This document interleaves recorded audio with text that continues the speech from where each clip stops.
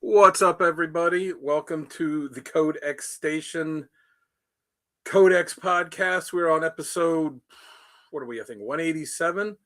Um, I am Dan. Oh, there we go. We got Chris here, and we are waiting for him Oh, to join. What's up?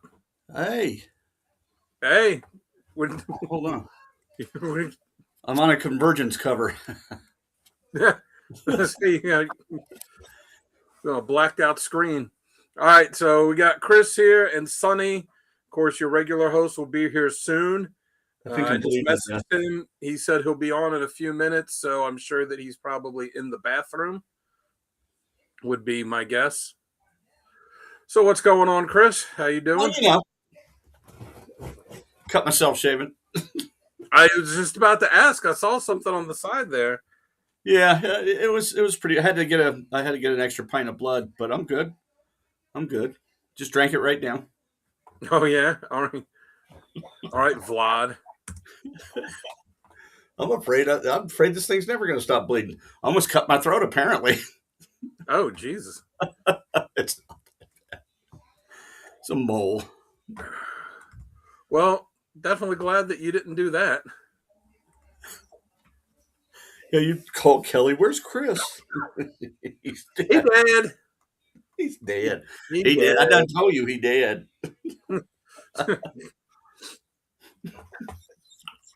What time does this show start? 8. Now? 8? Yeah, now. Where's I Sonny? I was waiting a few minutes because I was waiting for Sonny to come on, and then I sent him. I made a. Well, I'll go ahead and put it up on here in a second for anybody that cares to see the. Is he pooping? Probably that would be my guess, Sonny, join us in the pooping. but Hey, Mr. Keith, what's up? Thank you for Mr. Keith. joining us. What was I going to say? Yeah, so many years ago, when this was still something that was somewhat culturally relevant. I mean, oh, there he is. There he is. Well, there he goes. And there he is. Hello, everyone. Man. I'm late. You're late. Well, I was going to say many years ago when this was culturally relevant. No, man, you're the host. You on top. You get on top. When this was culturally Here's a relevant, power bottom. I made this meme, and now I just use it all the time to text people. When I'm wondering, I especially with my wife when I, if we're out shopping or something, and I don't know where she is, I text her this. That's great. So I seen I got them like Yeah, dog. So for anybody that's a fan of good old school Adult Swim, you'll get that. It's good stuff. So in the meantime, while we're live, I'll be getting the pictures for the F list. So don't worry, I won't be. I'll wait. You gotta wait to the actual show to see him. But yeah, so right now I'll be doing that. Is that a new Batman shirt you got there? Yes, it is. It's a shirt I got a while ago. And wait, I'm like, I haven't ever worn this on a show yet. Let's see it. You would make a horrible Batman. Let me see. No, I wouldn't. No prep time. Oh, that's cool. I got my there we go. Got my Simpsons shirt. That is a on. nice shirt. Nice. That is very nice. Thank you. Thank you. So I what was I going to say? Oh, I was looking into it. The Jim Lee's going to be at Baltimore Comic Con this year, Saturday only, and there's the different tiers you can get for getting his autograph. It's like 80, I think like 83, 85 bucks to do the one where you just get one thing signed, and then there's another tier where I think you get like 3 or 4 books signed, and you get like a little print. And you get to go to his panel, and that's a few $100. And then there's the platinum tier, that's like $850. You get 8 things signed. You get some kind of special print, autograph print on high gloss, really quality paper. You get that signed. You get to go to his panel, and then apparently he's going to do like 2 head sketches at the panel. And it'll just be like randomly given to people that have those. And I was thinking like $850 for 8 books. So that roughly breaks down to, it was like $72 a book. And I was like, that's a lot of money. But if one person got it, and then a bunch of people chipped in and was like, "Hey, I'll get 2 books signed, get 1 book for me," and everybody chipped money in. Then it might be something more affordable. And Sonny, I know that you are a big X-Men fan. You would like Yes, you are. I am, yeah. Yes, you like are. or you're the Batman shirt that you're wearing there. If you would like to potentially chip in for a Jim Lee, He'll sign your titty. I got pecs, man. When you can move them, they're pecs. it's funny. The guy Obed, Mine and minor titties. the guy Obed that works at the shop me and Sal go to was telling us years and years, like 10 years ago, 10, 15 years ago, him and his friend went to a Comic-Con, and his friend like isn't into comics at all, and they're in the audit line to get Jim Lee's autograph, and his friend has no idea who he is. So he like said he gets to the front and takes his shirt off. He's like, "Yo, man, will you sign it here?" And he like signs it there and does a little Batman sketch. And Obed was like, "Damn it." I was like, "Yeah, that would be a pretty cool tattoo, to save that and then go get it tattooed." That would be cool. Yeah. Yeah, makes it Absolutely. when people meeting big Me too, big second. people like, and then they don't know who they are, but then to certain fans like that's so and so. Yeah. Yeah. Jim Lee. I was thinking about it. I was like, I don't have any of my Jim Lee autograph stuff I got when I was a kid. I got rid of most of my autograph books years ago, and I regret it now. But hindsight's 2020. But I was thinking, I was like, well, Like this shirt. oh, nice. Yeah. I'm trying to read what it says. I read it says infantry on the top. I don't see what it says on the bottom. Infantry. I am better than you. But I was thinking, like, man, like 850, 840, 850, whatever it is. I was like, that's a lot of money. It's like, but if I get him, what's up, Mobius? Thanks for joining us. Mobius. Hey. I was like, if I get that and I get like 8 books signed, and I don't like to be a flipper, but it's like, if I do that and I sell like 4 or 5 of them, could I make enough to cover most of getting the other stuff done? And then I looked at stuff on eBay. I'm like, oh, all of his autograph stuff that's selling for decent money on there is like, is got to be graded. I went, oh, well, after you factor in the cost of getting the signature witness and then the grading on top of that, it wouldn't be making any extra money. So Everything is so much money now. That's a hell of a Over racket. $800. That grading. Yeah, because I was like, oh, I don't mind doing it, but with the added cost on that, since the whole point would be to try and get stuff that I could sell just so I could help pay for the one ticket, to get stuff, wouldn't really be worth it. No. Like I said, if 4, 5, 6 people, if a bunch of people want to get in and be like, oh, I'll get 1 book signed, I'll get 2 books signed, and we all get stuff, then If I can find some JSA work he's done, I'll do it. not JSA, obviously Punisher, Wolverine, X-Men, Batman. Can you then randomly sign my ambush bug? Alpha Just Flight. He did do a Transformers cover. Just throwing that out there. I think it was Galvatron. So much money for each autograph, just everywhere I go, even every con now, whether it be artists, wrestlers. I mean, these people cost so much money. Yeah. I mean, when I got his signatures as a kid, it was when they were on the Killer Instinct tour. It was like him and Mark Silvestri, Mark Teixeira, Brandon Choi.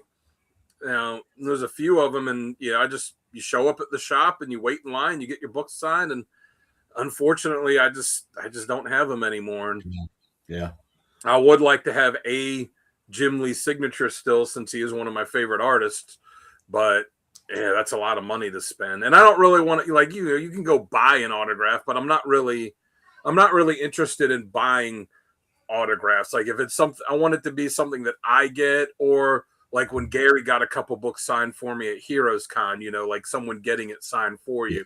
Like, yeah. I'm just buying something off, I'm not super interested in that unless it's a signature that I just can't get, like a Jack Kirby or, or like John Buscema or someone like that, Carmine Infantino, like, without Yeah. a time machine, I'm not going to be able to get these autographs. So that's a little different. Oh, you're buying the signature anyway.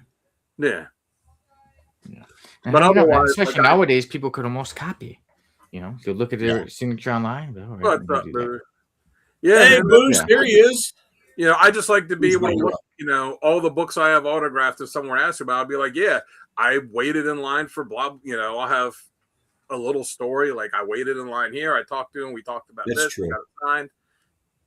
It's like when we got our book signed by Claremont. I mean, that was a once in a lifetime opportunity for me, and Yeah, that was cool. It was worth it. It was worth the wait and worth the money. yeah. He didn't even charge that much. No, he didn't. He was very And then reasonable. Yeah, and then he talks to you for like 5 minutes too, which is great. Yeah, he's got great That's stories. good, yeah. Yeah. What are you up to, Sonny? What have you been up to? You killing any action figures lately? No, but I see that was. Did I spot a sentinel by you?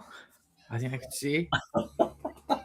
I can see, but see, I got a good eyesight. But yeah, Were doing you, my thing, getting ready for the next. Always getting ready for the next episode of the podcast, and then suddenly I was like, oh wait, look at that. It's I 7 told o'clock. Chris that I thought you were taking a shit. That was a little while ago. That was, you know, doing me a I, little like, off. I bet But, he's in the bathroom. yeah, so that always happens a bit before. Yeah, sometimes it's right before, but I'm Oh, here wow, now. I'm Mobius. ready to go. 1:12 a.m. for him. Yeah. Wow. Funny, Dan, you and I remember we were messaging each other this morning, and you know you were up for the day, and I still hadn't fallen asleep Yeah. yet. I was waking up for the day Sonny was going to bed. That's funny. What time was it? It was like almost 8 by me, so Was it? almost 9 by Was it you. really? Yeah. Wow. Well, you know, Sonny stays up all night watching Skinamax. I do my writing. That's why I do my writing for all my stuff. Thank you, Richard. Yeah, Richard talked about my interview with Mike Kingston. Yeah, that's Watching the old Skinamax. Yeah, I he still does his remember that. writing, and by writing he means he dips his erect penis into ink. And then Waxing How the old are you guys? It's so long. I use the laptop. I'm up to date. I use a laptop. But He uses Yeah, one of those really- super old typewriters with the super long keys. The keys. what's up, maybe I may Richard? just have to do that just because, just to see how it goes. But yeah, Richard talked about my interview with Mike Kingston, so that is available on YouTube now. That was How cool. I did the interview in October of 2024, and it had gotten lost, but I still made sure to download a copy of it, and then me and Sarah were chatting, and we got it out there. So That's awesome. And I just did an interview on Monday night with Jim Zub, so that'll be up probably next week. And next week I'm scheduled to do an interview with Ron Garney, which Awesome. I know you know who he is, right, Chris? I have heard of him. He did that really great run on Captain America with Mark Waid right before they canceled the book for that Heroes Reborn crap. And Yeah. then when they brought it back, Yeah, I remember his he work. loved that Yeah. one so much. He's a good artist. I like his work. And he does the Berserker with Keanu Reeves. Oh, that's cool. Right. Yeah. That's really cool. So I That's didn't know really if I was going to ask if you'd heard of him, Sonny, among many other things he's done in his career. I'll be So you interviewing heard of Riley some of Reid the next work, week. yeah. I messaged him asking for an interview. He is Bouge, and he's a super nice guy too. I've talked to him a couple times at Baltimore the past couple of years, and last year when I got him to sign a couple books, I was talking with him for a few minutes about Berserker and Captain America, and because I got him and Mark Waid both to sign a couple Cap issues for me, and yeah, that's right. Yeah, he did. Yeah, that's right. Brandon met Keanu and got him to sign his, one of his Berserker ones. That's But cool. I was, after he signed my books, talking with him for a few minutes, he was like, "Oh man, I'm pretty hungry. You think I gotta get something to eat?" And I went, "Oh, I got some beef jerky here." And I handed him a little bag, and he ate a piece. He's like, "Oh, good," and went to give me the bag back. I'm like, "No, man, you can keep these." He's like, "Really?" He's like, "Oh man, this is really good." So when I messaged him to ask for an interview, I did the, "Hey, big fan, like do an interview, blah blah." If you might not remember me, I'm the guy that gave you the beef jerky at Baltimore last year. He's like, "Oh yeah, man, that was good. Yeah, I'll do an interview with you." That jerky is good, man. It's like Thank you. Yeah, Absolutely. It's really good. yeah, it's My good. memory's going Yeah, make a big batch of it. Then I don't have to stop to eat at the con. It was excellent. It was really good, and it helped restore some of my energy because I was Yeah. hurting walking around all day. Now I know how to get interviews. Give him the beef jerky, and then it took me interviews. That's what he calls it. It took me a while to finalize the recipe, but when I finally got it, I was happy with it. It's really good. Thank you. Sonny, if you ever make it down here, it's a nice spice blend. I'll have to try your beef jerky and see what all the hype is about. The jerky that gets you some interviews. So yeah, definitely that would be a good time. Someone is Baltimore Comic-Con. It's September. Not too sweet. Is it a Baltimore Con in September? I think it's September this year. It's usually, yeah. I am not sure. Yeah, because similar to Miles Morales giving Molecule Man a cheeseburger. Well, it's actually a hamburger. And then it was also a hamburger that he apparently had in his costume for like 3 weeks. I love Molecule Man. Yeah, it's a pretty underrated character, yeah. It's a pretty cool power set. Oh, and Chris, I got Chris to start drawing again. Good. I did a picture. And I told him an idea. I was like, oh, maybe I'll do this for the Superman Spider-Man crossover. And then he sends me a work in progress. And I was like, son of a bitch, he stole my idea. And he did it better than I was going to. No way. So this is the idea that I had that was perfectly executed by Chris. Oh, awesome. Awesome work, man. Isn't that good? There it is. That was fun. Chris, I love the fading that you did on it. I like the Acme. Yeah. You could have that, you could have that with some color go right to be a tone cover. Yeah. Heck yeah. Dude, that was a lot. I haven't drawn in. Says Beef Jerky Boy, Sizzle Chest. Usually Chris on camera and Chris in chat is the same person. Why is that? Because you behave yourself more on camera.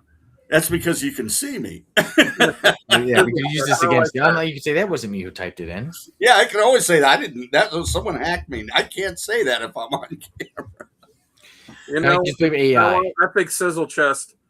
I think that's what's going to have to be for you now, Sonny.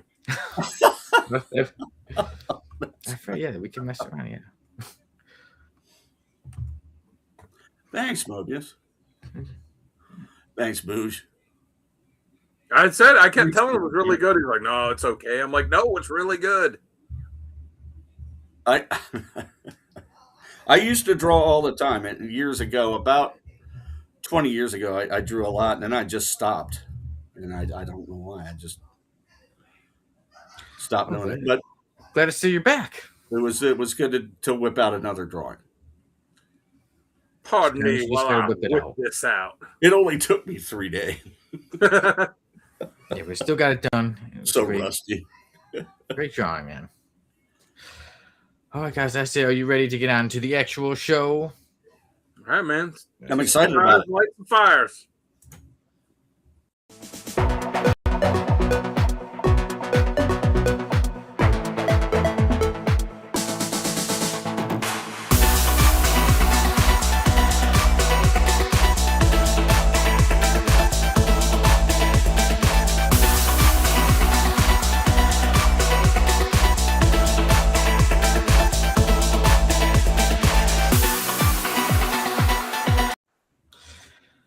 Hello, I was a bit late to the pre-show, but on the actual show, I'm here on time. I'm your usual host, Sonny Kruger. I'm joined by my co-hosts today, Chris and Dan.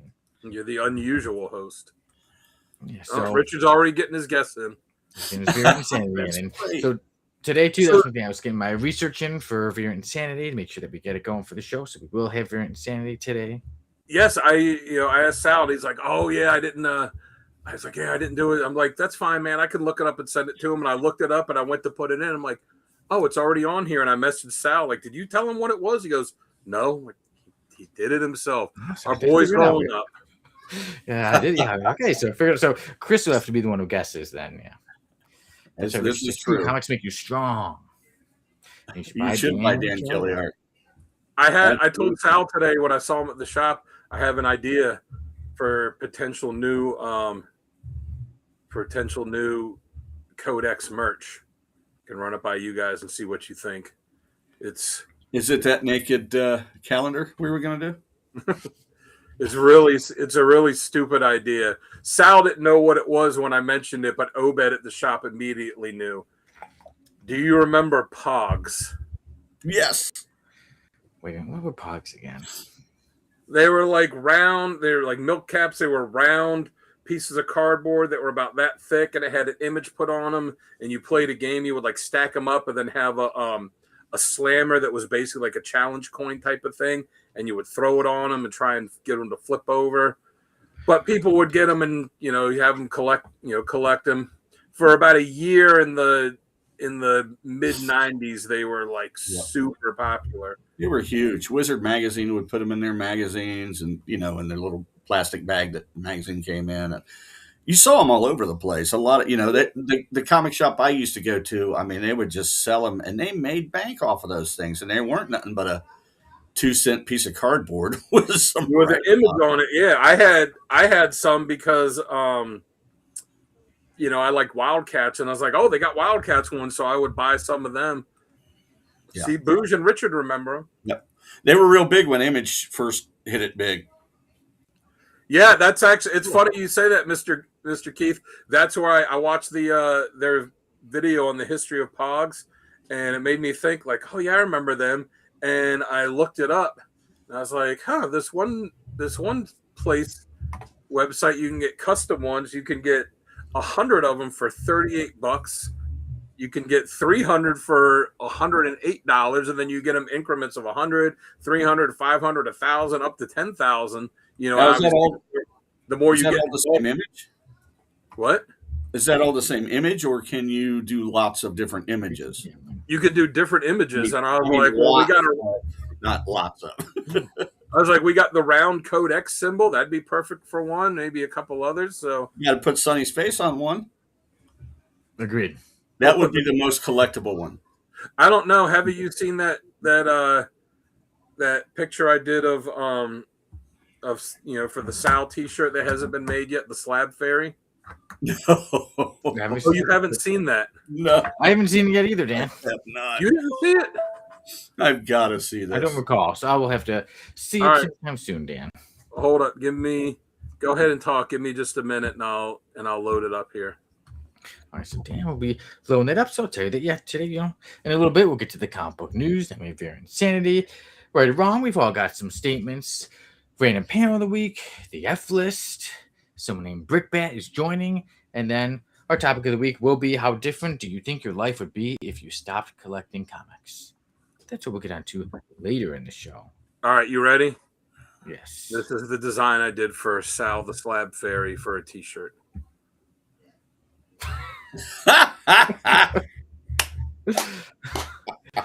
I love it. His whole Venom too is perfect. Yes, that needs to be the shirt. And you notice he's holding the Venom. Make that a pod. Venom 9/8 day. That's great. But you notice on the slab, it's the Venom slab, and it's a 9.8 grade. Look at that. It has to be. Yeah, it has to be something Venom. So yeah, that's awesome. At some point, that will be one of our T-shirts. Oh, how did I do that?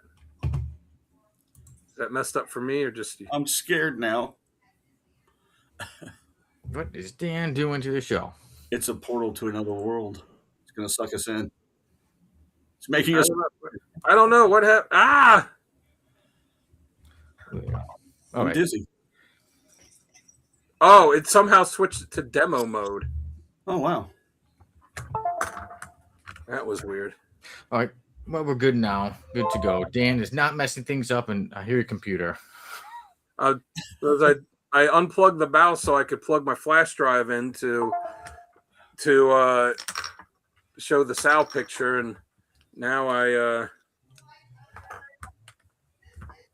trying to plug the mouse back in. There we go. All right. Codex Beanie Babies.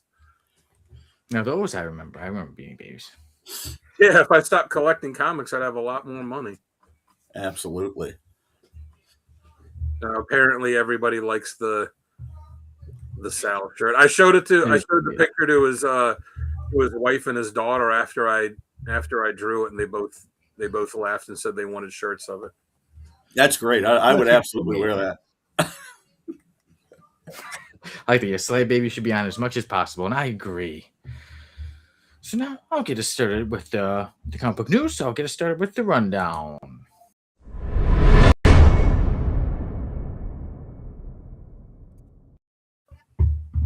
So a lot of comic book news. Marvel has a huge event going on this summer, starting with Avengers Armageddon. It will be the 5-part series starting in this June. And then other things are going on with Marvel. They're having a crossover with Jay and Silent Bob. They have a story called Jay's of Future Past. And that'll come out also in June. And that'll be a one-shot. Then we go over Robert Kirkman. He has a new comic book called Terminal. And that'll come out July 22nd. And then Robert Kirkman's his Skybound company. Skybound is unveiling that they're going to have a new comic book series called Mask, and that will start in June 3rd. Man, Crusaders working overtime, fighting crime. Dan, what are you talking about? Be quiet. It's the theme song to Mask. Oh, I didn't even know there was a series. I was like, yeah. So it was an 80s TV series, or is it an 80s cartoon? That's why it's in the whole. A really bad one. Yeah, but the toys were fun. The toys were cool, but the cartoon, it was pretty stupid. But it's that's why it's in that whole Energon universe thing. It's as bad as like Brave Star. It's that bad. I don't know, man. Brave Star was cool. Brave Star was a cool idea. It was a cool idea. Nothing can obviously live up to the majesty that is Denver the Last Dinosaur. This is true. I'll have to look into that. But somebody else. Meatballs are the best meal to eat when reading your slabbed comics. Agreed. But who's the character in comic books that we pretty much all know, and that's the JLA, and that's the Avengers, and they will be reprinted. The 4-part series will be reprinted again. So looking forward to that. Nice. 2 of them will be released by Marvel. 2 will be released by DC. So good to we'll get a chance. Some of us don't have it. Good to have it in comic book form. I'm surprised they're re-releasing them. They're relatively cheap still and easy to find, and they were printed by the millions. I mean, I'll take it. I'll take the new ones. If it you could probably save money buying the original ones. Yeah, I'll have to look. I mean, I've seen the original ones go for like $10-$20 a piece sometimes, and I bought the original ones. These will go close to $10-$20 a piece. I bought the original ones, but I'll probably be buying these when they come out, so I can, if for nothing else, just so I can have them to be kind of beater reader copies and not have to. I'm just surprised that they would reprint all 4 of them, and they're not that old. I'm absolutely not surprised. I mean, they've been reprinting the original Hush storyline right before the new one launched, and outside of the first issue or 2 of that, those are all relatively inexpensive. Yeah. And then staying in Marvel, Dan, you're the one to tell me about this. There's a big Hulk event coming next year, and it's Hulk War Infernal Rage. It's the event that will come out in 2027, and that will end Phil Kennedy Johnson's run on Infernal Hulk. So that's where it'll end, with Hulk War Infernal Rage. And then for you X-Men fans like me, those who like the Outback era, in the early 90s when the X-Men they faked their death, they were in Australia. There's going to be a series called X-Men Outback. It's going to be a 5-issue series, and that starts June 24th. Well, that's cool. I would say the X-Men are the greatest comic books. I love my X-Men, but who would you say is the greatest American hero? Well, maybe it's the greatest American hero. The greatest American hero will return Free Comic Book Day. There'll be a comic book of the greatest American hero. I'll be darned. Yeah. Believe it or not, I'm walking on it. I like as everyone knows from Seinfeld. Believe it or not, George isn't at home. I'm not here, or I'd pick up the phone. Oh, Dan. Dan Sing. I should have named the episode like Dan Sings. You're lucky. I was thinking about pulling my acoustic guitar out and just starting to play the chorus of Greatest American Hero because We are lucky. We are very lucky. Maybe we should let you. Dan, if you go right now, You should do it, Dan. I'll be quiet and I'll let you sing it. No, because I don't remember the chords. It would take me a minute to look them up. Take a minute just to noodle it out. Yeah, because it's been a couple of years since I played it.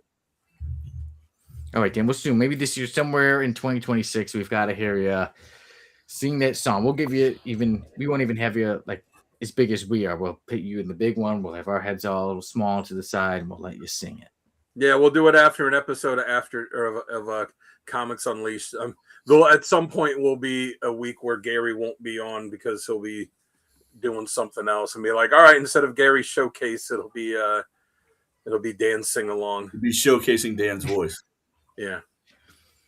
Yeah. All right. Well, there you go. Yeah. The dulcet tones of Daniel. Free Comic Book Day this year is May 2nd. So that's when you can get that Greatest American Comic Book. That comes out. And it will be released by AMP Comics. Yeah. So, guys, any of the news really jump out to any of you? I think it's interesting that they're expanding the Energon universe by adding another title because they already got Void Rivals and Transformers and G.I. Joe. So now they're going to be adding Mask to it, spinning off of G.I. Joe. So, it's interesting that they're a couple years in starting to expand that universe now. They're calling it the Energon universe? Yeah, that's what they're called. Because when Void Rivals came out, when the first issue came out, nobody knew, like there had been no reporting. Nobody knew that Robert Kirkman had gotten the license for Transformers. And nobody knew what was going on with the book. Like it just came out and they're like, oh, it's a new Robert Kirkman book. And then you're reading it and like halfway through you flip a page and then there's Jetfire there. And you're like, what? What the hell? It's this, this. That's cool. It's this, story that takes place in this other world out in space.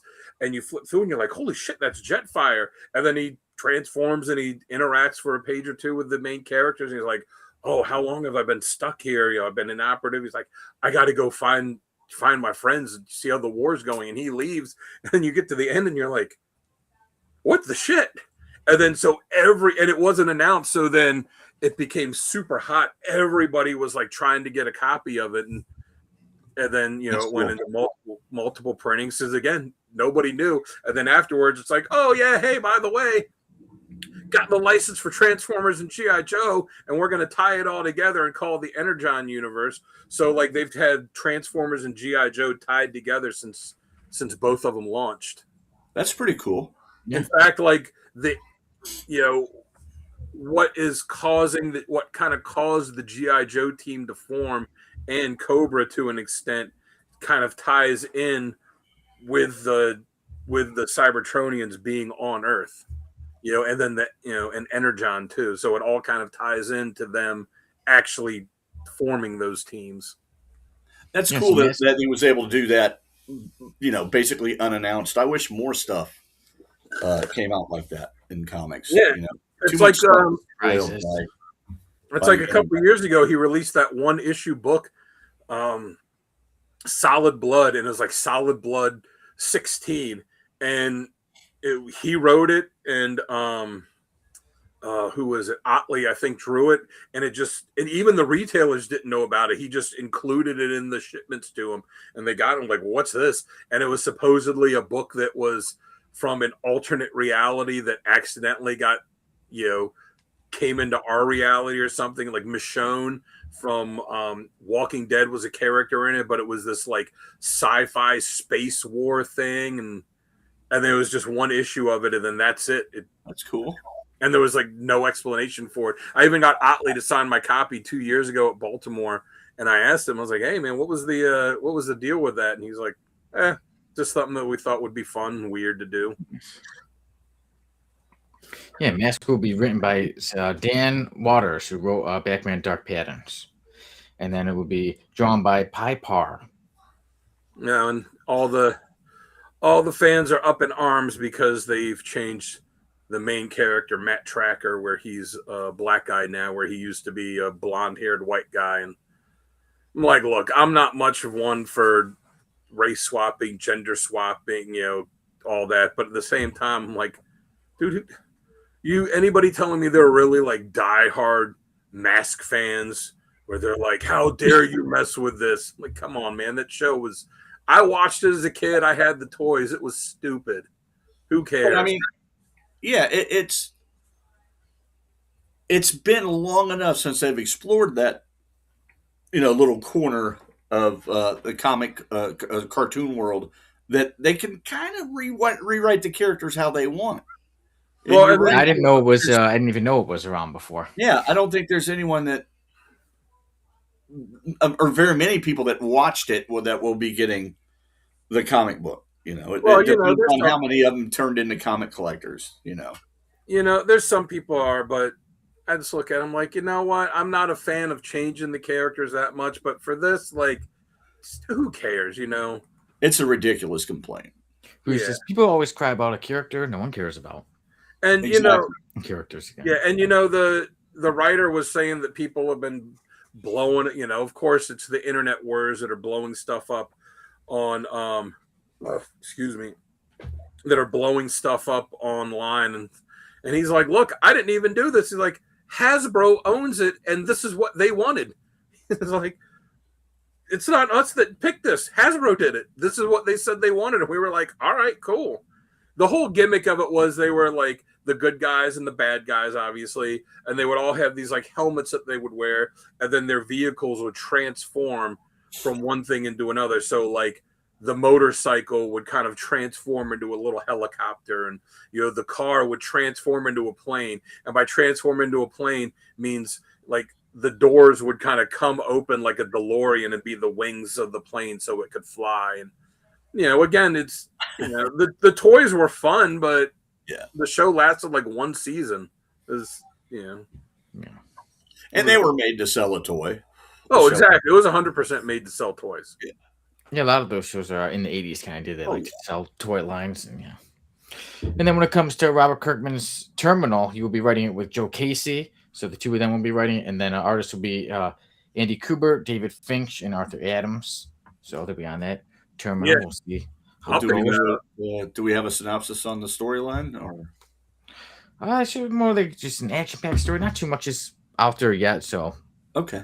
I'll be honest. I don't care what it is. I kind of do, I mean, I care that I hope it's good, but with that amount of talent, whatever they say the story is, I'm going to pick up the first issue and give it, even if they're like, oh, it's a, it's a romance book for the ladies. With those writers and those artists, I'm like, I'll give the first issue a try. Oh yeah, it'll absolutely be worth reading. Yeah. And then what about Jay and Silent Bob with Jays of Future Past? Obviously it's going to be Kevin Smith who's going to write it, but then he'll be the artist will be Giuseppe Camonocoli. So Kevin Smith fans, Jay and Silent Bob fans, you guys gonna check it out? I mean, I'll read it. I am a Jay and Silent Bob fan. I feel like he's gone back to the well way too many times. Yeah, but I'll look at it, and there's a reason it's a one shot. Yes, it's a one shot. Yes, like I said, it's not like you're spending all this time, 12 issues. It's one. Well, shot. I don't have to, wait. Very true, Bruce. A year between issues. And it's funny. G.I. Joe actually did a Matt Tracker figure a few years ago. But yeah, I dig Kevin Smith's work. I do. I mean, I'll pick the book up off the rack and flip through it, but the chances of me actually paying money for it are extremely, extremely thin. Yeah, like I said, I'll pick it up, flip through it, and if something really jumps out at me, I'll get it. But I doubt it. Yeah. Maybe some good panels for random panel of the day or random panel of the week in there somewhere. Maybe. Hopefully, at least one or two. Come on. Yeah. Didn't he just do a Jay and Silent Bob meets Archie book? Or I know he did one. It was Jay and Silent Bob crossing over with someone. Yeah, I feel like there was one not long ago if I'm crossing over. But yeah, so obviously to be I can take. But being called Jays of Future Past, they're definitely gonna have to come across the X-Men in there at some point. Oh, absolutely. I'll read it. It doesn't always get me to. That doesn't mean I'll automatically buy it or rate it high. I'm Yes, interested to see. I'm interested to see what the big Avengers Armageddon thing is going to be, because the next issue of Avengers is the last issue of the current run, and then they're not relaunching it until after this big event. So whatever the big event is going to lead into the new book and who the new team is. They've been building up to it with the storyline in Captain America right now. This past, or not this week, but last week, they released issue 1 of this Wolverine miniseries that kind of spins out of what happened in the first Captain America storyline from this current run. It's Wolverine Weapons of Armageddon. Yeah, and it's like building up to the event. It's got Nuke in it. So I love Nuke. Yeah.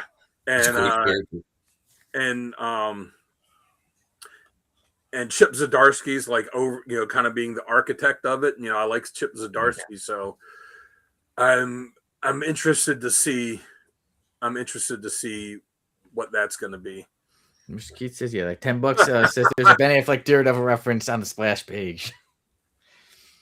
It probably will be. Show up on the Jane Silent Bob X-Men book and say, I'm not even supposed to be here. Well, they'll have to resurrect him. Remember, they killed him in the last Clerks movie. Yes, they did. Which I didn't like the last Clerks movie. It was more of the same. I thought the second Clerks movie was really, really good. Oh, I love the second one.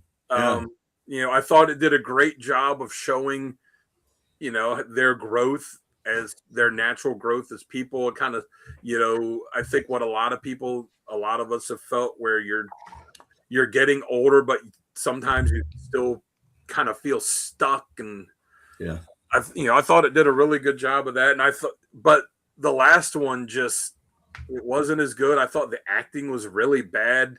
It was stiff. Yeah, it was stiff. It wasn't good, which was the complete opposite of what it was in the second movie. And yeah, it seemed over the top sappy.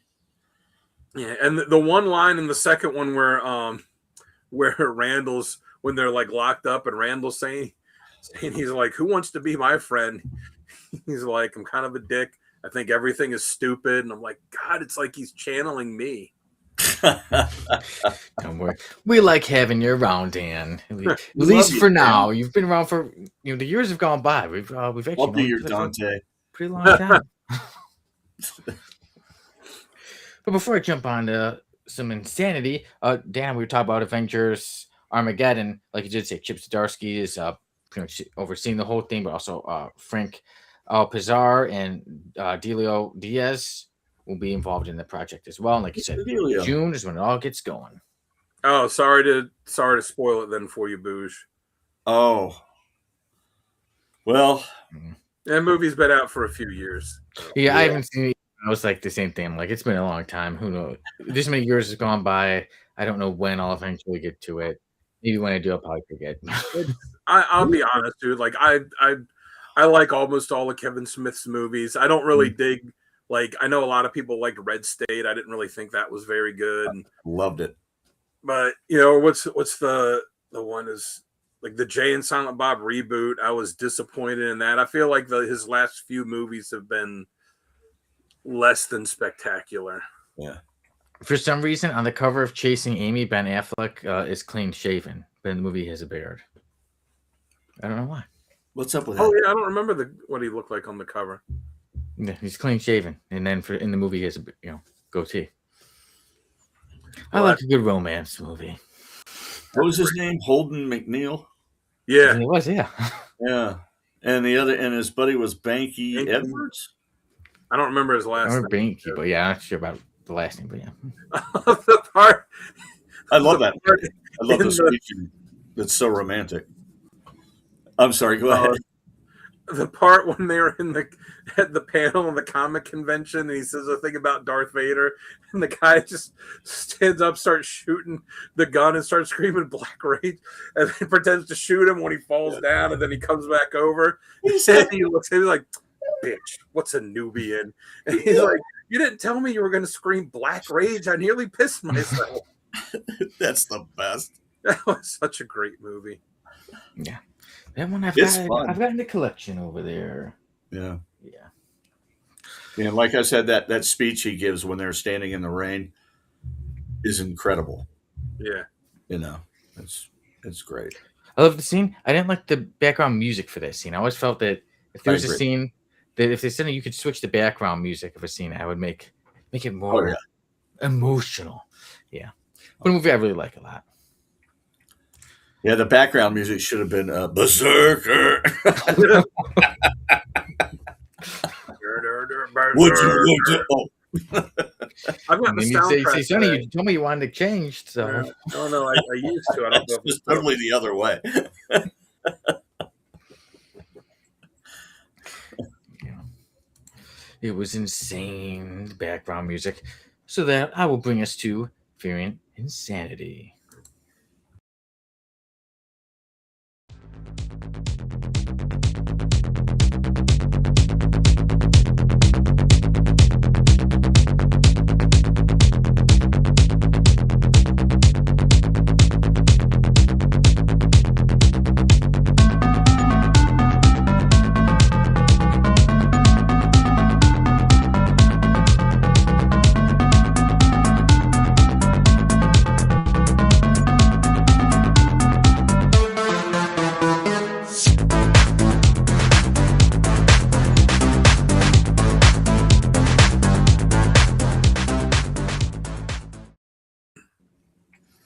You know the rules, but this time me and Dan, we both know the results. So, Chris, you will be the one who joins the audience in guessing which comic book had the most variants this week.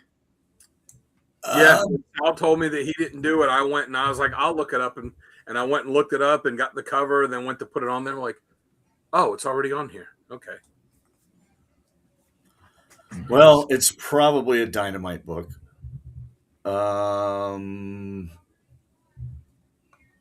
I don't know. Transformers with 7 covers.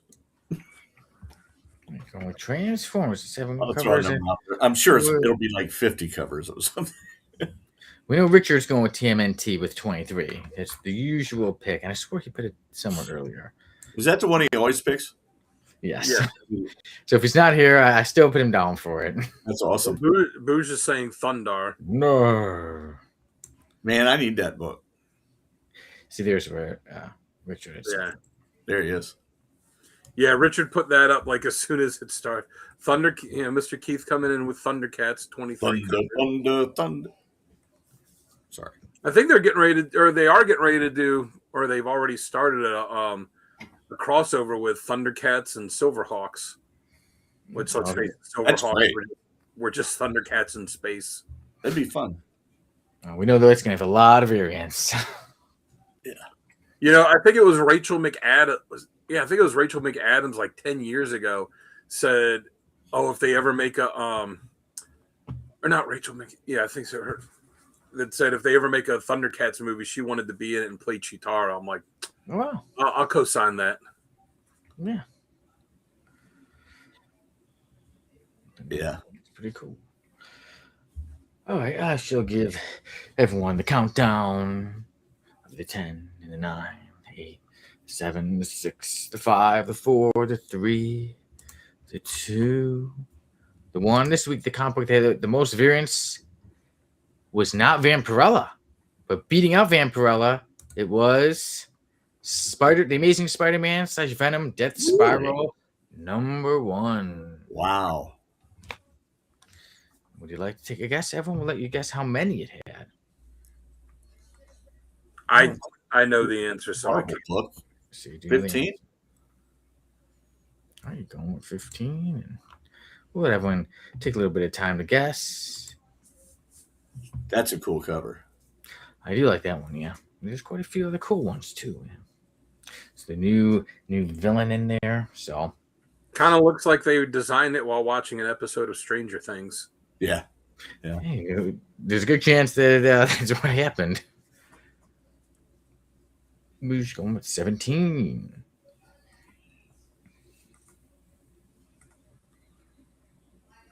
All right. So Boo's got 17. What did you say, Chris? 15? 15. When I'm not on the air next time, I'll just look it up.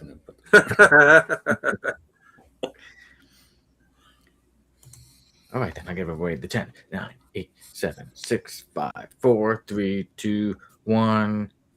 Dan, I'll let you tell everybody how many variants it had. No, this is your segment. Okay, there we go. Then. I don't know which site you looked it up on, so there may be variants of one or two books because some sites will sell like the main cover and this many variants. Some will just say the total amount altogether. So here we go. The Amazing Spider-Man / Venom Death Spiral #1. This is the main cover, and there were a total of 17 variants. Okay, yeah. Wow. So the one I looked at said 16, so it must have been right. Like Boosh, look it up. And then the main one. So Boosh, there you go. Ding, ding, ding. You win.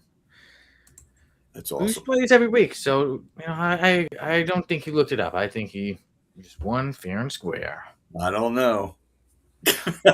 I'm surprised that something actually be. As soon as I saw Vampirella came out this week, that would have been my guess. Like if I was playing, but then when I looked, and then I really had to make sure. I'm like, no, it did not win this week. So crazy week.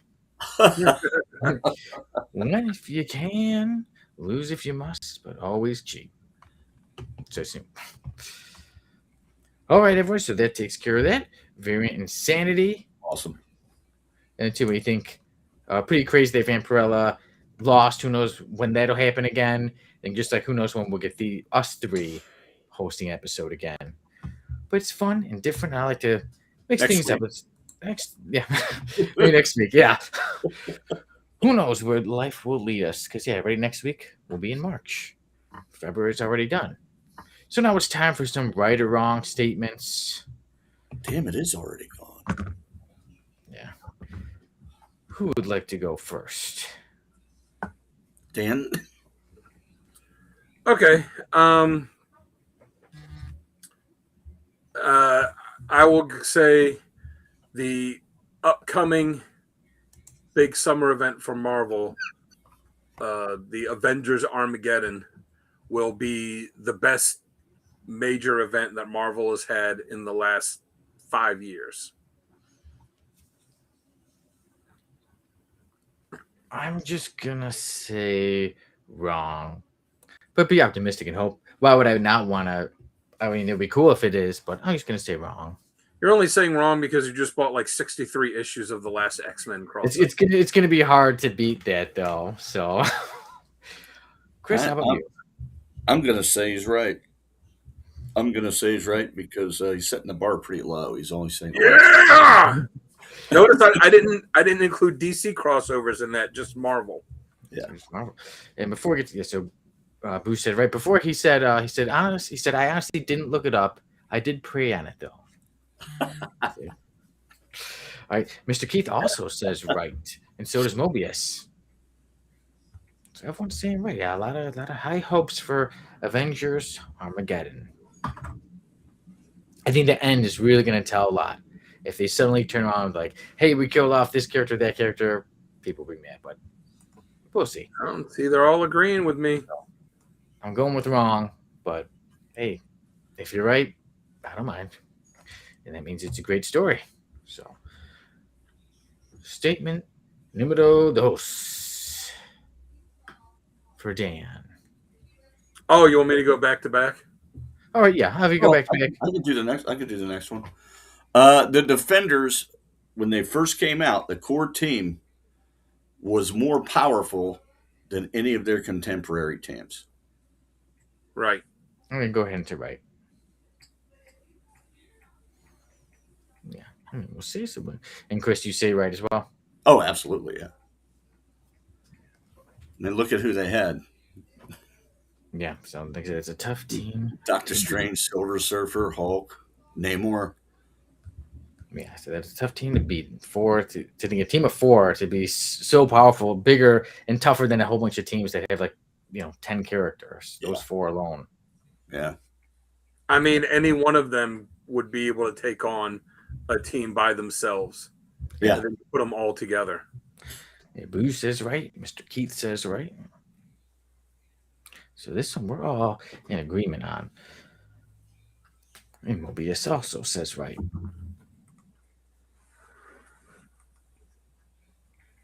Awesome. I'm gonna let you take the next one there, Sonny. All right, so then I will come in with my one for the day. I will say the F list will never run out of new members as long as Eric Larson and Rob Liefeld keep making characters. Right. 150% right. And of course, I said right. I'm like, yeah, with those two, Eric Larson and Rob Liefeld, they keep making characters. I won't run out of F listers. It doesn't get any more right than that. Yeah. I mean, that's dead on. It's bullseye. So there you go. We're all in agreement today. A lot of Eric agreement. Larson is watching this going, those sons of bitches. But he creates them to be stupid. Yeah, like he I know. creates them to be on it. Yeah.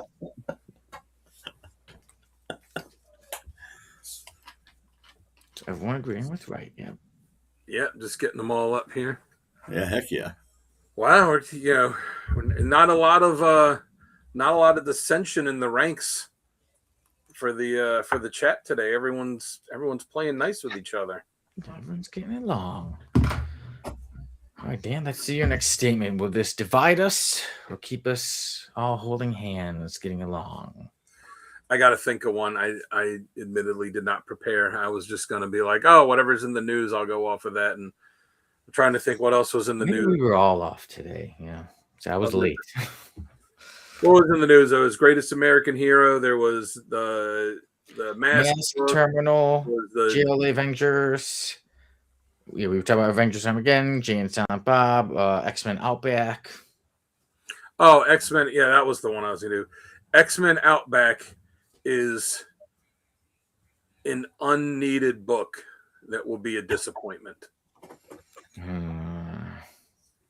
Wrong. I'll say right, because it's not Claremont writing it. I enjoyed the Outback years. I love the Outback years. I just don't think that they need. Well, you know what? We'll be able to. So back around. I'll say wrong, and then then we'll come back to why I say wrong.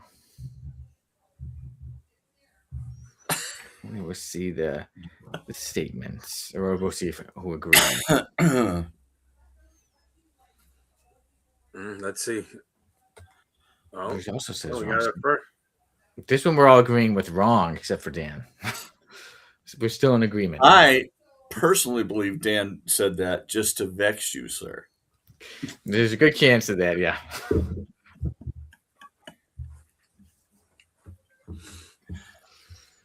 Mr. Keith says right, yeah. Stomach the drones flew counterclockwise. Dreams. Oh, I already put boosters up. Yeah. So So there we go. Mr. Keith says right. So I have divided the chat. Yes. There we go. Good job. All right, Chris, let's see. Will you divide us even more or bring us back together? Now I just need to put on an ill-fitting suit, a tie that's 4 feet long, and paint my skin orange. Chris, how about you? Statement. Green Arrow, 6 out of 10 times beats Hawkeye. 6 out of 10 times. I'll say right. Wrong. And I will wait to the discussion to say why. All right, so there you go. Either way, it'd be a good fight. But yeah. All right. Well, it looks like they're all second for you. Want to, well, Sizzle Chest, you want to circle back around to number one for the first one was with yeah. You was the first one, and I was the one person who didn't agree. Okay, so yeah, what we're saying with the so when it comes to 5, yeah, Bougie and Mr. Keith both say right. So yeah, number one, I said Armageddon. I said Avengers Armageddon is going to be the best crossover Marvel's had in 5 years. Yeah, it's easy because the other crossovers they have been. Now, granted, I didn't read the Doctor Doom one because I knew it was going to be in a ton of books, and I'm like, I'm not investing that much in it. So that could have been great. I don't know, but it's Chip Zdarsky that's leading the way. Apparently, it's the Avengers that are taking center stage. So I'm going to say it's going to be the top one for the past few years.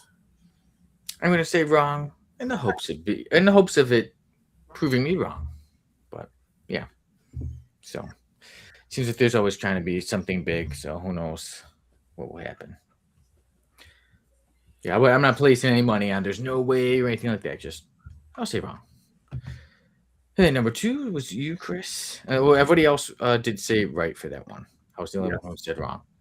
And Chris, your statement had everybody saying right. Your first one. Yeah. And I think we went over why. I mean, look at the defenders. Yeah. Their lineup, you know. Their lineup was so strong they didn't even need to add more people, but they did.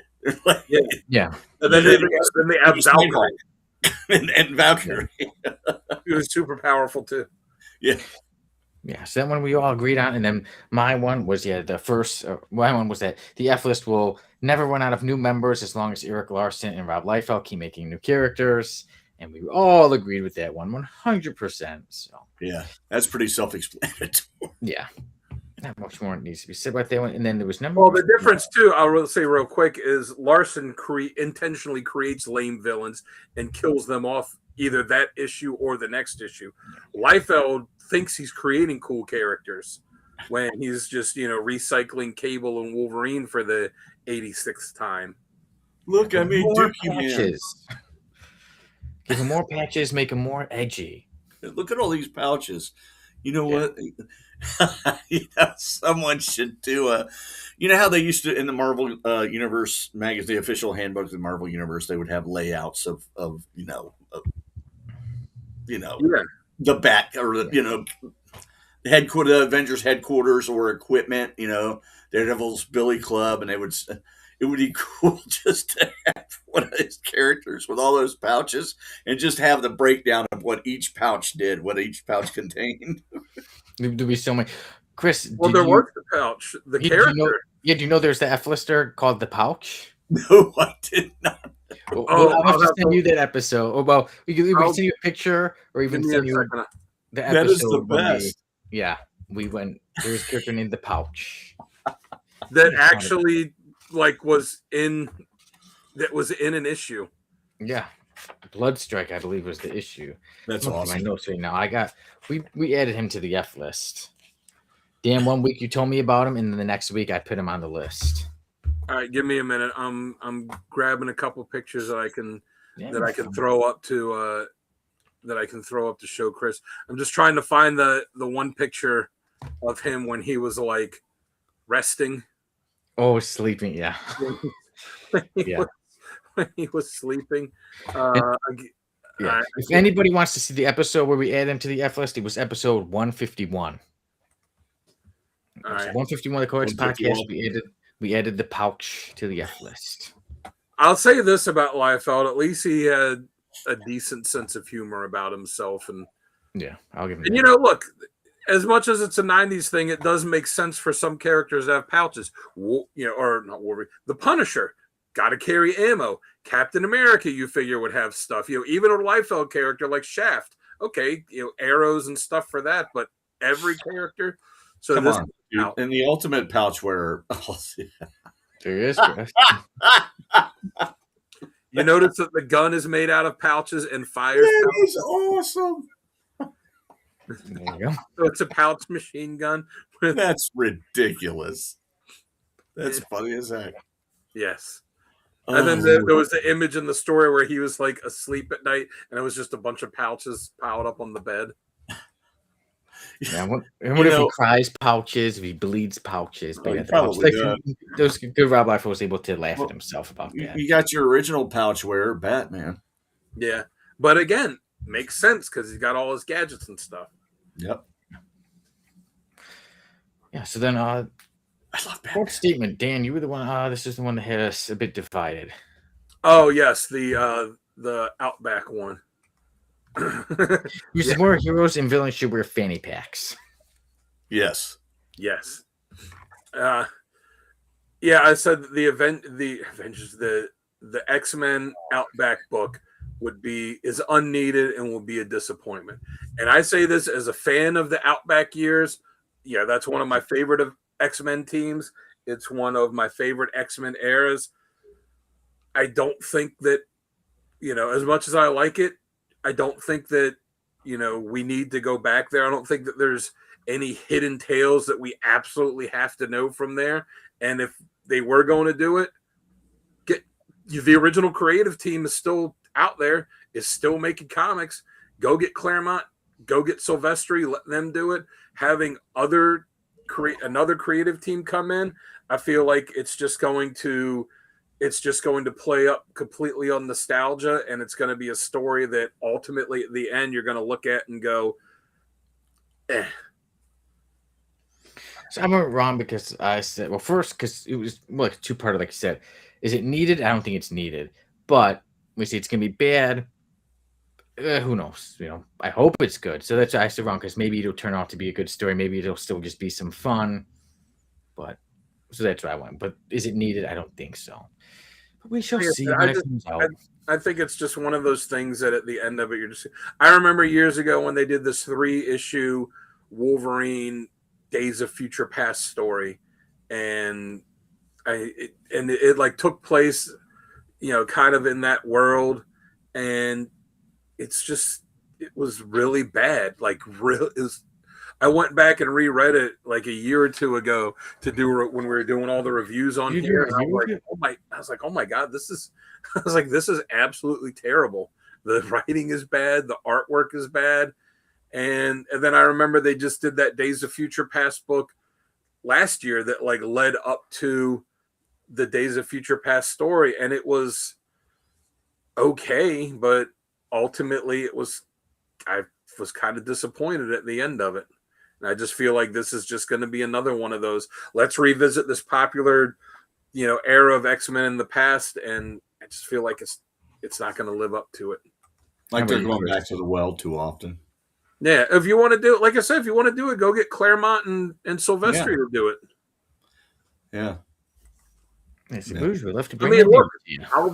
I'll probably buy it because I'm an X-Men fan. I'm a fan of that era, but I don't hold out high hopes. Yeah, I'm with Sonny. I don't think it'll be. I don't think it's necessary. It absolutely isn't necessary, but I think it'll be good. I hope it'll be good. And every time you say Outback, I keep thinking Bloomin' Onion. Bloomin' Onion. Man. I'm hungry for dinner. My stomach is rumbling. Crikey! Come get a Bloomin' Onion. That's not really Australian. Oh, well. Yeah, don't worry. All good. Chris, what was your fifth one? Again, had people a little bit mixed. It was Green Arrow beats Hawkeye 6 out of 10 times. Okay. Oh, actually, we were all saying right, except for Dan was the one who said no. So Dan, because Hawkeye will just turn into Goliath and step on him. Well, if it gets too bad, he'll be like, "All right, I'm big, and you're squashed." I didn't say Goliath. I said Hawkeye. Yeah, but Hawkeye is the rules. I'm not. Hawkeye is still, he has been Goliath multiple times in his past, and at least 3 that I can think of. So, he's just always carrying them pin particles on him. He's just got them on him all the time. yeah, exactly. I just. Yeah. How often does he really use it? Though? I mean, like, let's say nowadays, like, usually when he's in a regular fight, it's not like he's constantly using. Let's say without it, do you think he'd win? Let's say 1-on-1 in a fist fight, Green Arrow takes it almost every time.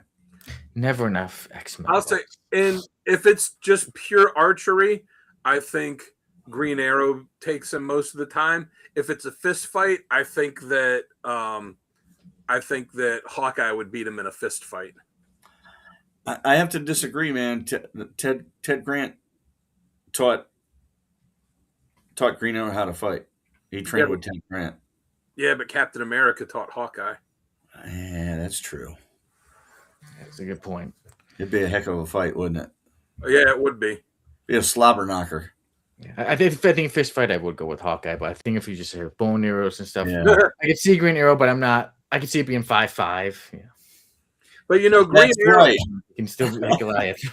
both both of them have kind of moved away from the trick arrows, though I feel like Hawkeye still uses them more than Green Arrow. Green Arrow is kind of almost exclusively regular arrows. Like regular arrows are like, like he'll shoot it with the grappling line so he can swing around, but I don't really remember him using trick arrows that much anymore, as opposed Not to really. I mean, he'll use a gas arrow occasionally, sometimes an explosive arrow, but never like, the boxing. He's almost embarrassed of those old arrows, the boomerang arrow, the boxing How glove could you arrow. not be embarrassed by him?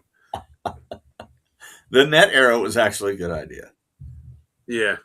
You Don't you remember that episode that issue of JLA when Connor Hawk, had to fight the key, and he had the key had all the Justice League members captured, and Connor Hawk's there, and he's having to get the old arrows out of the trophy room, and he's like, boxing glove, Dad, really? It's awesome. I don't know. I like some of the trick arrows. It depends. I liked them back in the day. I mean, when I was younger, they were cool. That's what made them a superhero. If they just fired regular old arrows, they're Robin Hood. Yes, sometimes you do gotta have some fun comic books. So. Yeah. If they're just firing regular arrows, they're potential murderers. Yeah, absolutely. Like, oh shit, he moved at the last second, and now he's dead. That went right through his throat. Went right through his carotid.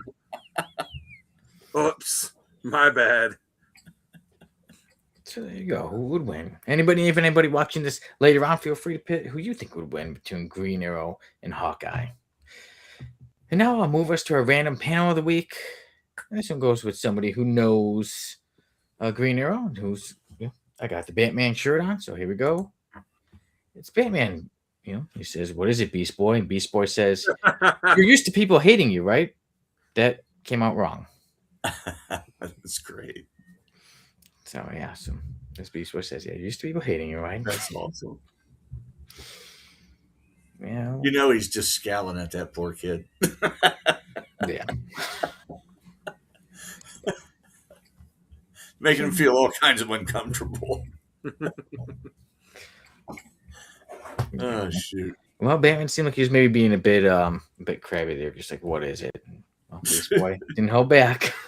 Emily was watching an episode of Teen Titans Go the other day, which, God, that show's so stupid. But it was one where I guess they had the Teen Titans had to fill in for the Justice League, and all of them were fighting over who was going to get to be Batman. Well, I don't think Batman would want Beast Boy taking over after this panel.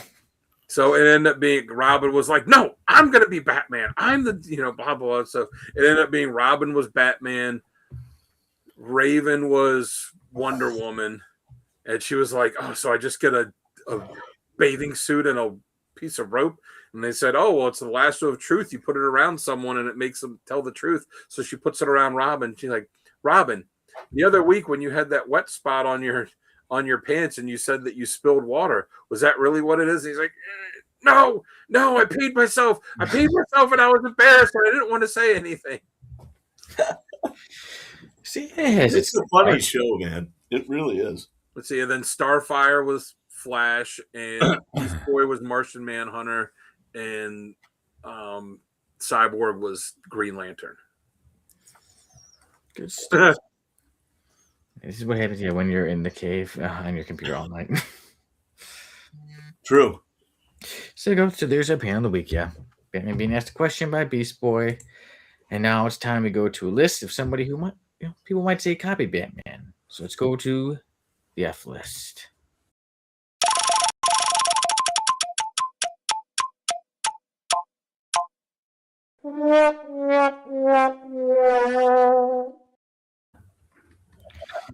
Today, joining the F list. That voice is great. It's not Batman. It is Brickbat. What is going on there? That's Brickbat. Yeah, it looks like he has a Batman mask on, but he's kind of got like a suit. Is that Stadenko with a Batman mask? Does it work perfectly? Will it leave no clues? Is it everything I want it to be? Does this sports jacket look good? No. And then there he is. Someone says, "Yeah, you've got my fortune, spare my life. Don't throw that thing." And he says, "Why not?" And there he is. There's no fear of him giving my secret away. It's horrible looking. And then there he is again. Yeah, so there he is, guys. Anybody want to take a guess as to the history of Brickbat? Oh gosh. What do you think, Dan? I'll say his real name is. Holy crap! I'm just gonna leave that image up there for a while. That is interesting. That is a gentleman that is a contractor in Gotham City. He's very wealthy. So he gets his, and he's a contractor, so he's got lots of bricks. And he's very jealous of Batman for stealing his girlfriend. Yeah. Or someone he thought was his girlfriend. That guy is an incel.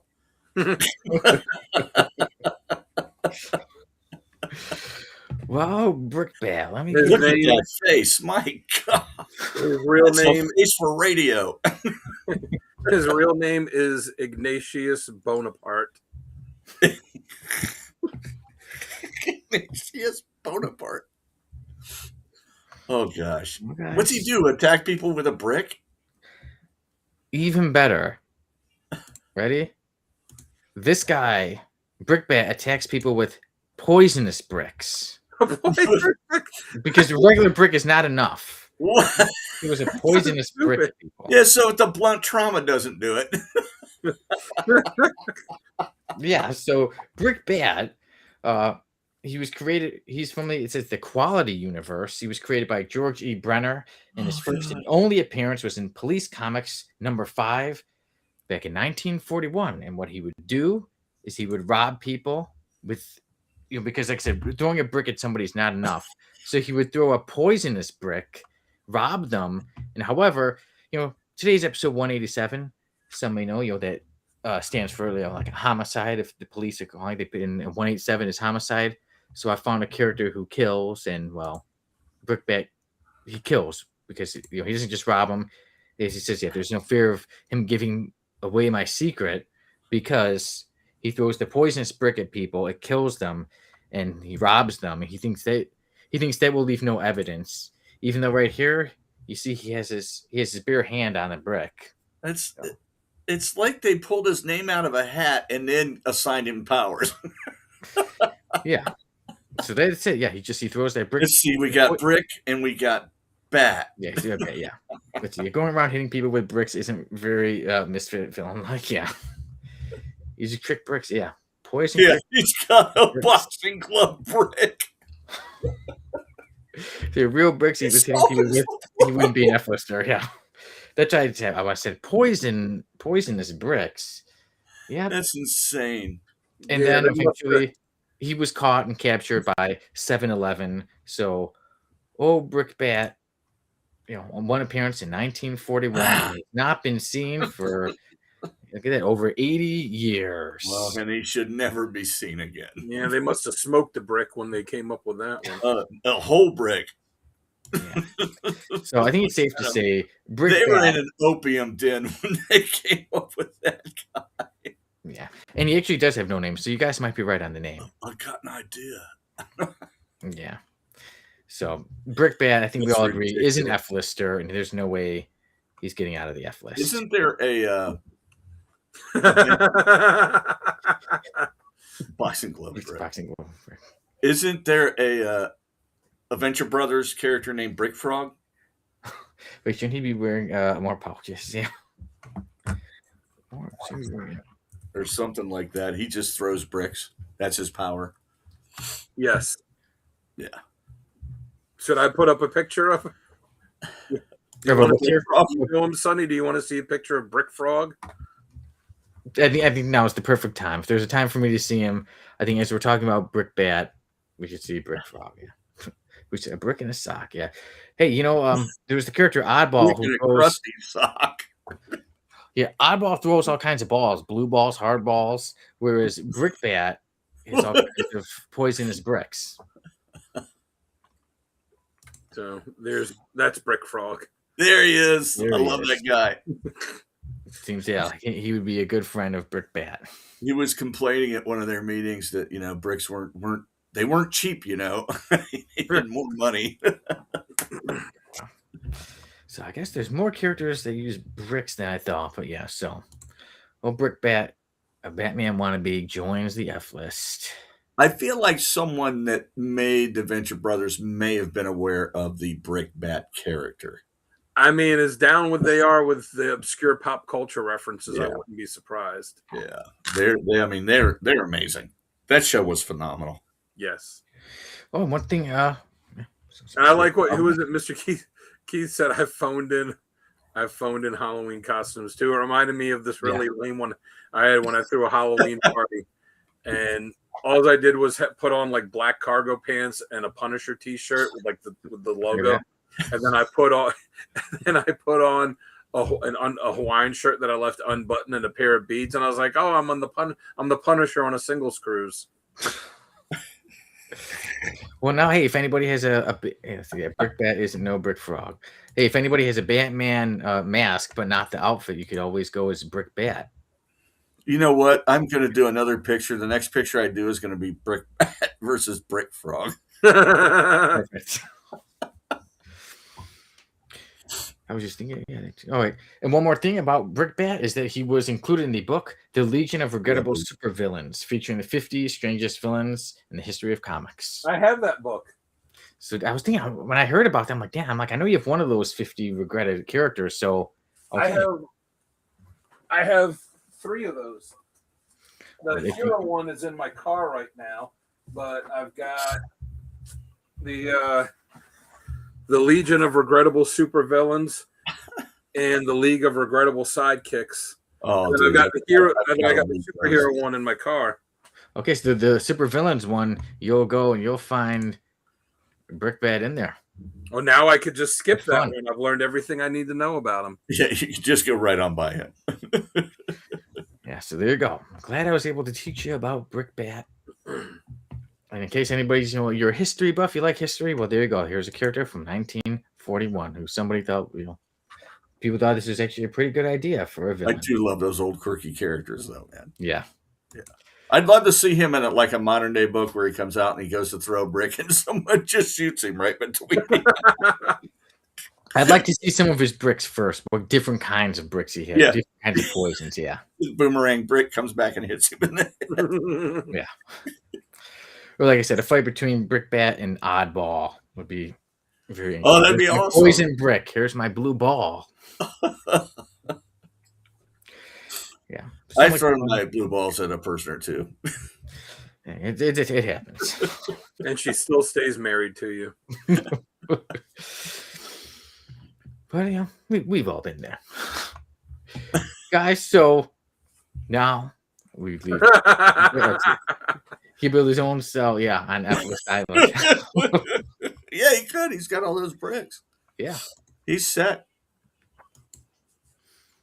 There he is. One more time. He's going to be killed by the other characters on F-list Island. They're just going to bury him somewhere. Yeah, under his poison bricks to protect himself. He just looks annoying. Someone's going to kill him. Who looks annoying? Heavy Flow's going to kill him. You think this guy looks annoying? Remember Spicoli from Fast Times at Ridgemont High? Yeah. In the interview, someone's gonna be like Spicoli and is gonna come up to him and be like, "Whoa, where did you get that jacket?" Whoa. The network gave it to me. Then that jacket that does not match that mask. Awesome. This comic book world brings us a lot of fun. I mean, look, it's led us to this show. So bring us to our topic of the week. And today's topic of the week is, how different do you think your life would be if you stopped collecting comics? I wouldn't be here. Let's say today. Let's say tomorrow you said, that's it. I'm done. How much more do you think would be different in life? Was it Richard earlier? Someone said that they'd have a lot more money. Yeah, I'd have more money. Agree. I'd have more time on my hands. I'd have more space because I wouldn't have all of this. You would have more space. I'd also Now he said if you stopped collecting tomorrow, he didn't necessarily say that you needed to sell off what you had. Yep. yeah, but generally, if you're thinking you're going to stop collecting, then how often are you going to actually keep everything that you have? It would take a lot for me to get rid of these. It would definitely be more boring without comic books. I agree, Booge. I agree. I would feel like something's missing from my day. I mean, I can go, every now and then a day or two, sometimes without reading something. Sometimes things happen, but to go like weeks without it, or eventually I'd miss it. I'd say, man, Be I haven't uncomfortable. gotten one. It's been a full 3 days since I've bought one. Yeah, I would. Yeah, I mean, if I'm not collecting, I wouldn't be doing the Codex shows because I wouldn't have anything to talk about, and That's true. I wouldn't have stuff to read, and like you said, have a lot more money. Anything you'd buy with that money? Comics. Wait, comics. Oh, wait, if I stop buying comics, can I buy comic related stuff? Yeah, I don't know. He'd buy a spoon from every state. Oh my God. My comic collection was cool. Wait till you see my spoon collection. It's awesome. This one's got Superman. This one's got Batman. Oh, man, I miss comics. Yeah. Chris, let me in. I got to get it fixed. Yeah. Here, man, read this one. Yeah, personally, I think, life would be boring. I mean, I don't buy them. Some people buy them because they just like to look at the cover. Some people buy it to speculate or sell. Like I buy them because I love reading them and always have. And I don't know what I would do if I didn't have the stuff to read and talk about, and be able to come on here multiple times a week, go to conventions, meet creators, meet other fans. It'd be boring. Yeah. Imagine trying to go to a convention and not buying one comic book. Yeah. Breaking my heart. Cases, yeah. I missed one of my few interests in life that aren't also an obligation. Yeah. Yeah. I think many of us agree a part of us would be missing if we stopped collecting comic books. I agree. But good thing we don't have to stop. Well, so we can continue on. I kind of did stop collecting. I mean, I don't get really a monthly book except for the JSA book, and if that ever dries up, I won't be getting books anymore.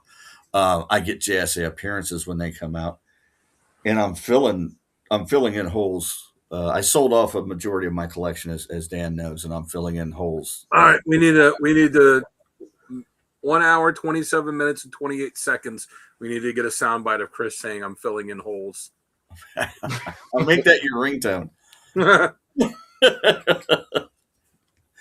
And that's all I'm doing now. So there will be a point when I stop and just read what I have. Oh, no, they won't. No, they won't. We think so, but we can't stop. It'll never end, will it? Unless you hit the lotto and you can buy that, and you could buy that All-Star Comics #3. The hunt will continue. Well, I think 8's going to be the killer. The first appearance of Wonder Woman. No, I think 3 is more than 8, isn't it? Is it? I want to say so. I don't know. Let me look that up real quick. But either way, I'm not going to be able to afford either one of those. But you're probably right. I told someone the other day that when they find me dead, I'll have a bong in one hand and a comic in the other, and that's how I'll be. I'll be 70 years old. Well, if I find out if the day happens and they don't find you like that, I say, wait a minute, something's suspicious. I have quite an extensive JSA collection. He does. Oh no, you're right. Yeah, Wonder Woman's more than Wonder Woman. It would be. She's one of the Trinity. She's a big character. Yeah, I just thought because the first team. How dare they debut a character in an All-Star Comics? Maybe they didn't think she'd be that big. I mean, Per Degaton got premiered in All-Star. Yeah. Well, villains, I expect. Yeah. Not quite on the same level as Wonder Woman. But I love Per Degaton. I think he's an awesome villain. Oh yeah. He's a real bastard. He really is.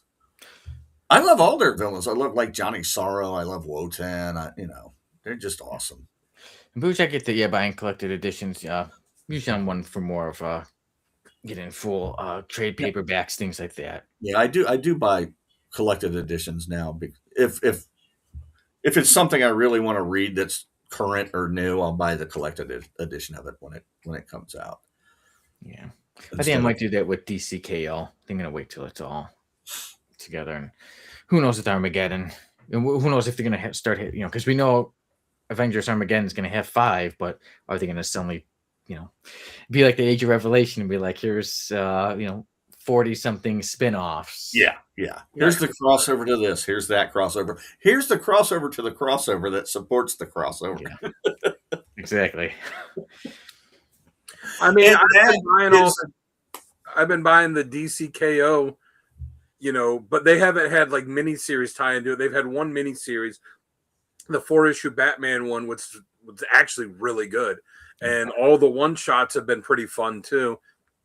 So yeah, I mean, I've been digging that, but yeah, Age of Revelation, when I was interested in it and then I saw how many books they were doing, I'm like, I'm not buying all that. It's like I'm not buying all that. And the couple that interested me, I feel like I'm not gonna know what's going on just reading them without reading all of it. So I just dipped out of that one. I'm almost done. Next week I should be all finished with the whole thing. That's the crux of the reason that I quit collecting monthly books from the big two, because they go into these huge company-wide crossovers all the time, and the price point now is just way too high per book. It is. I just Blood Hunt was a lot. I can't justify picking up an entire run of something anymore. I always say, I'm like, I'm gonna cut back on my monthly books, and I'm like, oh well, this book I was reading was only a miniseries, and that's done, and oh well, this book is ending, and so I will have those, and I won't be buying those, and then I'll be cutting back, and then it's, oh man, but they're relaunching Firestorm. Well, I got to check that out. Yeah. Well, for the price of these new books, I can go out and buy a few mid to high grade Silver Age books. And that's why, I don't really get into the variant covers as much. I occasionally will get one if I'm like the Green Lantern one this week, like the variant, and Sal got it. It's a really cool variant, but I'm like, do I really need to, it's cool, but it's not $1 more than the regular cover cool to make me want to get it. So I just skipped it. And I don't buy the ratio variants, because I'm like, look, tell people, collect how you want, spend your money how you want, whatever makes you happy. You don't king shame. But that's right. But if you're spending a lot of money on these ratio variants, like, it's not going to hold value. Yeah. A couple of years from now, nobody's going to give a shit that it's the 1 in 50 blah blah blah cover. Well, we also what happened with this kind of stuff in the 90s. There was a glut on the market. The speculators drained the value of the books. They bought all these books up. It forced them to print even more books, creating an artificial inflation of the amount of books that they were selling. When they realized they weren't going to make any money off these books they were buying, they pulled out and the market collapsed. Yeah, these guys were all buying, multiple copies, like Turok #1 and Cage 1 and all these books, and like, seeing these older books, like, oh man, I'm gonna retire on this and send my kids to college. Like, well, it's supply and demand. The reason those books are so much is because there's not as many of them. Yeah. Because I could retire right now. I do have Darkhawk #1. I can retire right now. All hail Darkhawk. Yeah, but I think it's safe to say you could. So I think it's safe to say the Darkhawk thing shows the height of FOMO, because it was toy, right? When they were putting out the Guardians of the Galaxy, when they were putting out the toys that were for the Guardians of the Galaxy movie, the first one, the movie hadn't come out yet, and there was a Darkhawk figure that was in the line. And people were like, "Oh, Darkhawk's going to be it." They didn't say it's going to be a surprise. Darkhawk's going to be in it. So everybody rushed to buy issue 1, and the value shot up. And it's like, no, he's not in the movie. They just, they they put out the line of toys, and Darkhawk was just a figure that they put in it because they needed to fill out the line. Yeah. I think it's safe to say with our topic, even though we talk about what if, I don't think we're stopping collecting. No, I don't think we are. But I mean, if I did stop, I mean, I'm 57. I'm retired. It's not really going to change my life that much. So just keep collecting. So I might as well just keep collecting. It's like I might as well just keep shooting up. I mean, I'm gonna die anyway. Just get that. What's the you say with the pen it. with the ink in your veins? I need that ink. I need it. That 4-color ink. Mm. Well, we all end up in the same place. It's eventually. So it's just how much do you enjoy the time that you have here? At the bottom of a dog bowl. And I don't think that I would enjoy it as much if I didn't have this one of the few joys. Yeah. It lets me escape from this in this dark and depressing world where every day you're just waking up to a new horror. Like, well, at least I got this that I can get into. Yeah, now let me read this comic about the serial killer to brighten up my day. At least, like Gary says too, like at least you can read this book where most of the time the good guys win. Yeah, true. Yeah, so I love comics. You love comics. We're all going to continue to collect. They're awesome. So enjoy it. Yeah. And whatever comics you like, more power to you. Yeah, whether it's Vegetable Lover or Superman or Batman. My Little Pony. Sonny, if you don't send that copy off to CGC soon, I'm going to buy a copy and send it to get graded just so that I can have the only one. Of what, Vegetable Lover? Yes. Yeah. He kept talking about it, so I found a cheap copy, and it was a nice condition, but it was inexpensive. And I found it, and I had a couple extra bucks, so I just bought it and sent it to him one day. That's awesome. I was like, "There's not a copy on the registry." I was like, "You've got to send it in. You would have the only copy." Just what I did put as one of my goals this year. Comics, horror movies, and hardcore metal are my most important food groups. Amen, Boosh. So I said, enjoy. Do what makes you happy. So as long as you're not hurting anyone else. Yeah. Yeah. Exactly. So, like me, I say enjoy it, enjoy yourself, enjoy your life, enjoy comic books, enjoy it all. I hope you enjoy the show. Yes. Be good to each other. Like the journey song, be good to yourself. And I say take care. Codex will be back tomorrow with the creator of the week, right? Isn't it Mr. Stanley? Nope. Mr. Stanley. Yeah, you are 100. Amen, Boosh. Hey, man, that'd be so awesome. Nope, Sal is not able to be on tomorrow, so we are pivoting, and tomorrow we are doing our top 10 favorite Marvel characters. It will be me, Chris, Gary, and we will be having very special guests that I'm very excited to have back on. Tone will be on with us tomorrow. So that's going to be a lot of fun. He actually, during the show, just sent me his picks. And I'll say this. There are about 3 or 4 characters with me and Gary and Chris that are overlap because they send them to me. I upload them on here, so I know everyone's picks, which does kind of suck because it takes the surprise out of seeing as it's going, but someone's got to do it. Tone sent me his picks. He only has one character on his list that's on our lists. So that's cool. Nice. Well, sounds good. Before we say hell of a show, put some butter on it, Sizzle Put Chest. some butter on it. I'll put some butter on it, and I'll say take care, everybody. God bless you. See you next week.